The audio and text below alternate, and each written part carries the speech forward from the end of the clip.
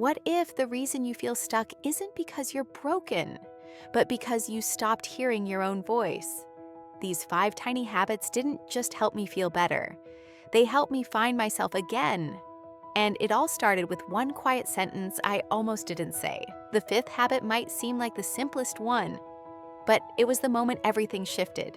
Not because it changed what I did, but because it changed who I believed I could become. Stay with me until the end. It might be the sentence that rewrites your story too. There was a point when even brushing my teeth felt like too much. I'd wake up in my tiny studio apartment in Minneapolis and just lie there, staring at the ceiling, feeling like my life was on mute. I wasn't in crisis. I wasn't falling apart. That was the strangest part. Everything looked fine from the outside. I had a job, friends. I paid my bills. But on the inside, I felt blurry, like I was walking through fog in my own skin. I'd scroll past motivational videos and think, maybe tomorrow. But tomorrow always came looking just like today, tired, flat, disconnected. I wasn't sad, I was just missing from my own life. Like I was watching someone else live it on autopilot, and the scariest part? I had no idea when I stopped recognizing myself. No big event, no crash, just a slow fading of color, a quiet, kind of empty. And it didn't go away by trying harder. It just stayed until something tiny shifted. If this already touched something in you, like and subscribe. You're not alone in this journey. If any part of that feels familiar, you're not alone. We don't talk enough about this quiet kind of exhaustion, the one that comes not from doing too little, but from carrying too much for too long without a break. You've probably done everything right. You've pushed through the days, shown up when you didn't feel like it, smiled when you felt numb. And maybe, like me, you've convinced yourself that this is just adulthood, that this is what it means to be strong. But the truth is, it's not weakness that's weighing us down. It's pressure, constant pressure to perform, to optimize, to improve, to never stop. And when you live under that kind of pressure long enough, it's not just your energy that gets drained, it's your sense of self. The good news is, you don't need a massive life overhaul to begin feeling like yourself again. You don't need to change everything. You just need to reclaim a few moments. And that's what we're about to do, together.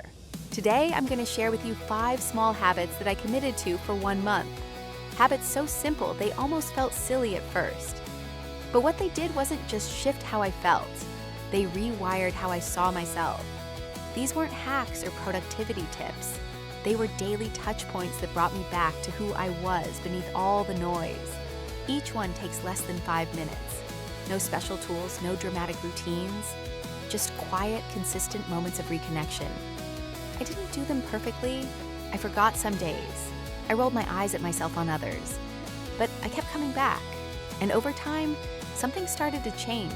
Not fast, not loud, but deep.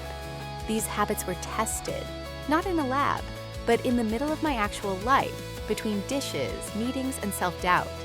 And what I found was this: when you stop trying to fix yourself and start choosing to see yourself, you heal in ways you didn't even know you needed. Let me show you how. This isn't about becoming a brand new person overnight. It's not about reinventing your whole life or chasing some perfect version of yourself. It's about returning to the quiet voice inside that you've been too busy or too exhausted to hear. It's about creating space, just enough to remember what it feels like to be present in your own body. These 5 habits aren't magic, they're anchors. And when the days feel chaotic, when your mind won't stop spinning, or when you feel like you're disappearing inside your own life, these are the things that gently bring you back. One small win, one kind word, one honest breath. That's how it starts. Not with fireworks, but with softness, with intention. And that's what we're going to do now. I'll walk you through the first habit, not as a coach, not as someone who figured it all out, but as someone who found one small way to start showing up again. Let's begin. Write one win from your day, no matter how small. It started with a sticky note. Just one. I wrote, got out of bed even though I didn't want to. I didn't plan to do it again. I wasn't trying to start a habit. I just wanted to prove to myself that the whole day wasn't wasted, that I had done something, anything. But the next night I wrote another, sent the email I was avoiding, then another, didn't cancel plans even though I was anxious. And without realizing it, I began collecting proof that I was showing up, that I was trying, that I mattered. This habit is so small it feels like it shouldn't work. That's why it does. When we're exhausted or numb or overwhelmed, our minds naturally zoom out. We see the mountain, not the step. We only measure progress by big wins, milestones, transformations. But identity doesn't shift through grand achievements. It shifts through micro moments of alignment. When you pause and name one small thing you did well, you interrupt the story that says you're failing. You make space for a new narrative. I'm someone who tries. I'm someone who cares. I'm someone who keeps going. There's a psychological principle behind this called self-affirmation theory. When we affirm our values or actions, even in small ways, it creates emotional resilience and strengthens our sense of self. Dr. Claude Steele's work at Stanford showed that people who practiced affirming small wins were more likely to persevere, take on challenges, and recover from setbacks. In practice, this habit takes 30 seconds. At night, I sit on the edge of my bed and ask, what's one thing I did today that made me proud? And I write it down. Some days it's deep. Had a hard conversation without shutting down. Other days it's hilariously small. Didn't cry in the grocery store. But every entry matters. Because it's not about impressing anyone. It's about anchoring yourself in truth. You did something today. That means something. 1 month in, I had a drawer full of notes, a tangible record that I was still here, still trying, still moving, and on days when my brain lied and said, "You're lazy, you're not doing enough," I could open that drawer and say, "No, here's the truth. We all deserve that, a place where our effort gets to count. Try it tonight, not tomorrow, tonight. Find a scrap of paper, your phone, or just whisper it into the dark. One win, just one, and watch what starts to shift when you let your own voice matter." Speak to yourself in the mirror with love for 1 minute. The first time I tried this, I couldn't even make eye contact. I stood in front of the bathroom mirror, arms crossed, jaw tight, avoiding my own reflection like it was a stranger. Or worse, an enemy. I said, "You're doing okay," and immediately looked away. It felt fake, embarrassing, cringeworthy even, but somewhere beneath the discomfort was a quiet truth. I had never actually spoken to myself with kindness, not out loud, not with intention, and certainly not with love. We grow up thinking mirrors are for fixing. Our hair, our clothes, our flaws. We don't use them to connect. But what happens when you stand still, look yourself in the eyes, and speak like you would to someone you care about deeply? What happens when you say, out loud, "I see how hard you're trying," or "I'm proud of you"? At first you resist it. You roll your eyes. But if you stay, if you let the silence stretch just long enough, something inside you softens. This habit rewires self-perception at a visceral level. Neuroscientists call this embodied cognition. The idea that our thoughts aren't just in our minds, but shaped by how we use our bodies. When you speak aloud, especially with eye contact, you engage multiple neural pathways: auditory, visual, emotional, and physical. You don't just think kindness, you experience it. And over time, your brain begins to associate your own face with warmth, not criticism. I used to only look in mirrors to check for flaws: a pimple, puffy eyes, slumped posture. But after a few weeks of this habit, something shifted. The mirror became less of a battlefield and more of a meeting place. I wasn't performing for anyone else, I was reconnecting with myself. Some mornings all I could manage was a quiet "you're enough." Other days I surprised myself, rambling little pep talks that made me laugh and tear up at the same time. One day I whispered, "I forgive you." And I meant it. It's just 1 minute, 60 seconds. But those 60 seconds became sacred. They reminded me that I didn't have to earn my own compassion. I could give it freely. I could look myself in the eyes and say, "You're not perfect, but you're healing. You're not broken, you're growing."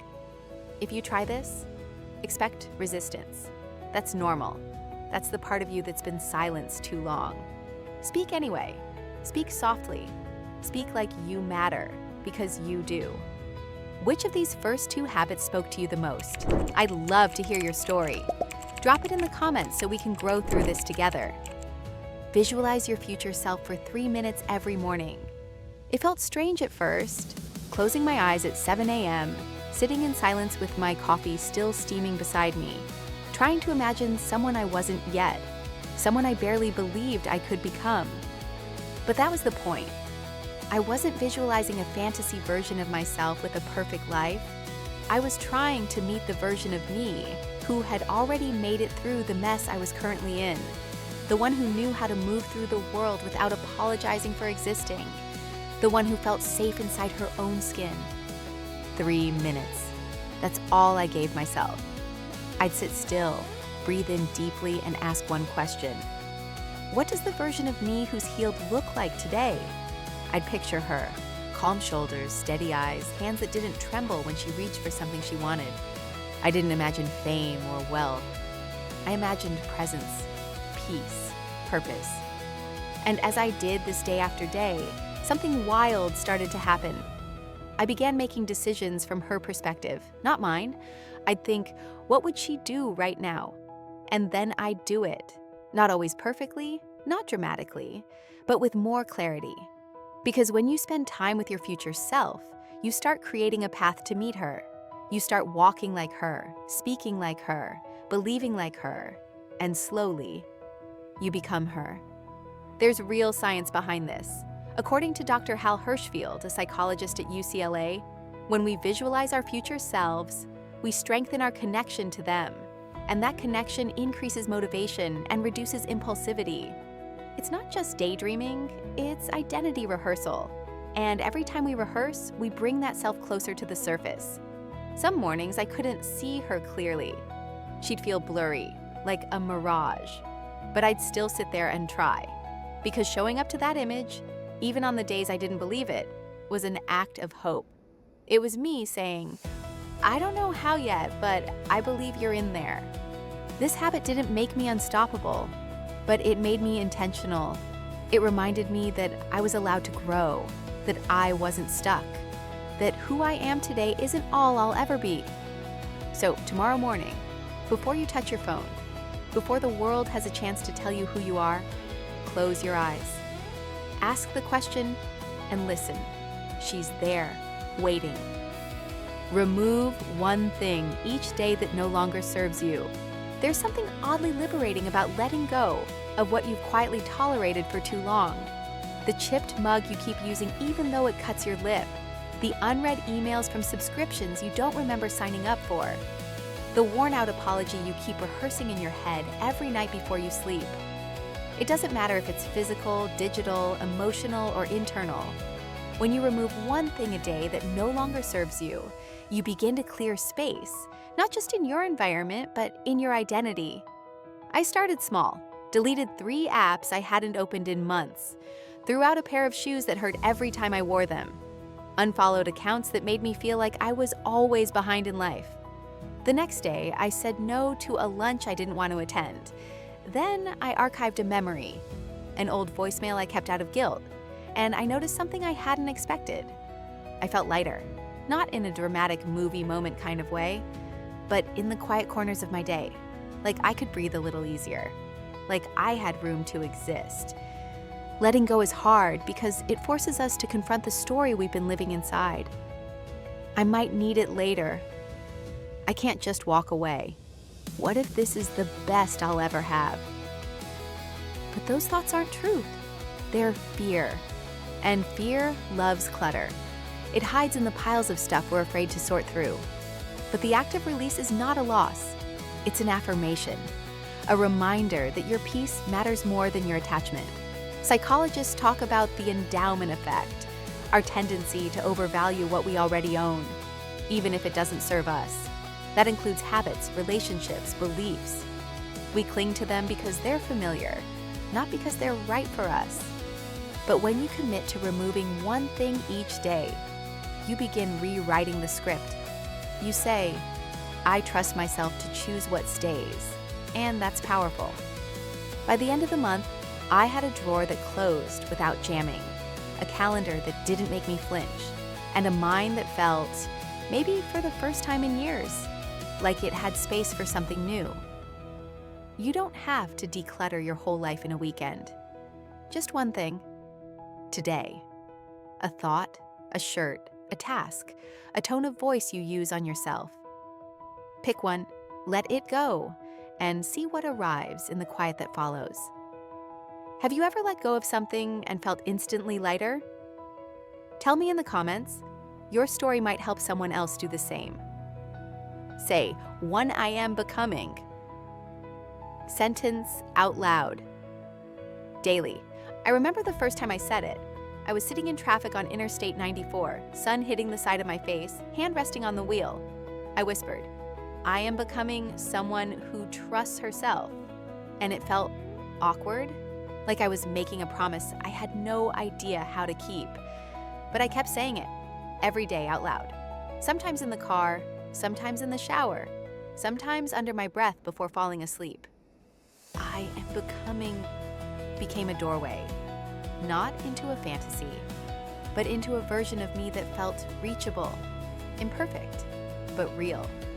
We underestimate the power of language, especially when that language is our own voice speaking our own becoming. Most affirmations fall flat because they feel disconnected from our current truth. Saying, I am confident when you feel anxious can feel like lying to yourself. But saying, I am becoming confident, that's a bridge, that's grace. That gives you room to be both in progress and in power. There's science behind this too. Studies in cognitive behavioral therapy show that future-oriented self-talk increases emotional regulation and resilience. The brain responds not just to the content of a sentence, but to its tone and direction. When you say, I am becoming, you shift from judgment to growth, from fixed identity to unfolding story. My own sentences evolved over time. What started as, I am becoming someone who believes she belongs, turned into, I am becoming someone who sets boundaries without guilt. Then, I am becoming someone who celebrates her own softness. Each sentence felt like a quiet revolution, a way to claim space in a life I used to tiptoe through. And it's not about performance. You don't need to stand in front of a mirror with dramatic music swelling behind you. You just need one breath, one moment, one sentence, spoken with sincerity. Maybe you say it walking your dog, maybe while folding laundry, maybe with your hand on your heart. Wherever it happens, let it be yours, because you are becoming, even when it doesn't feel like it, even on the days you feel stuck, scared, or small, you are becoming. And the moment you start speaking that truth into the air, the world begins to respond, not to who you've been, but to who you're allowing yourself to grow into. Say it today, out loud. Choose your words gently, and listen. You might just hear yourself returning. I didn't think these habits would change me. I thought they might help a little, maybe make the days feel less heavy. But what they did was deeper. They reminded me of who I am underneath the pressure, the noise, the trying. They didn't fix me. They helped me see that I was never broken in the first place. We talk so much about transformation like it's this explosive, dramatic process.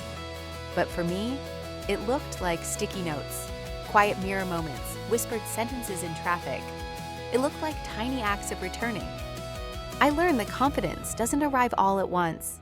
It's rebuilt in moments, in the decision to be kind to yourself when no one's watching, in the pause before you criticize yourself, in the breath you take before speaking your future into being. These habits aren't meant to make you perfect. They're meant to make you present. They're not about hustling toward a new you. They're about honoring the you that's been here all along. Tired, maybe, but still trying, still showing up. And that's what I hope you carry with you now. Not pressure to do all 5 habits flawlessly, but permission to pick one. Just one. Let it be yours. Let it fit into your real life. Not some imagined ideal, Let it remind you that your identity isn't something you have to go out and find. It's something you uncover little by little each time you choose to treat yourself like you matter. I still write down my wins. I still talk to myself in the mirror. Some days I forget. Some days I skip it. But I always come back because I felt the difference. I felt what it's like to wake up and not dread the mirror, to speak about myself with gentleness, to move through my day knowing I'm becoming someone I actually recognize. If you've made it this far, I want you to know this. Your healing doesn't have to be loud to be real. Your progress doesn't need to impress anyone. You don't have to become extraordinary. You just have to become honest with yourself, with your effort, with your desire to feel alive again. So take the smallest step. Pick the habit that made your heart pause. Try it tonight. Try it tomorrow. And let that be enough. Because it is. You are. And I'm rooting for you. Love this video?